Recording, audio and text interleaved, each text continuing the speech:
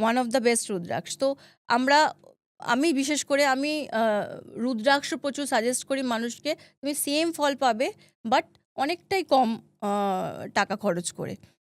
Plus side এফেক্টসও। Side effects রুদ্রাক্ষে সেরকম কোনো সাইড এফেক্টস নেই। কিছু জিনিস ফলো করতে হয়, সেটা যখন নেওয়া হয় তাকে প্রপারলি বলে দেওয়া হয়। আর একটা কথা, যে কোনো তুমি রুদ্রাক্ষ কেনো, জেম স্টোনস কেনো, যে কোনো তুমি ক্রিস্টালস কেনো, সেই সমস্ত কিছুই কিন্তু প্রপারলি এনার্জাইজ করে, চার্জ করে, সেটাকে বলে না শোধন করে, তারপর সেটাকে ইউজ করা উচিত। আদারওয়াইজ কিন্তু সেটা তোমার কোনো কাজে লাগবে না, সেটা তোমার কোনো এফেক্টই দেবে না। তুমি বলবে আমি মানে পড়লাম, আমি কিছু ফল বুঝলাম না।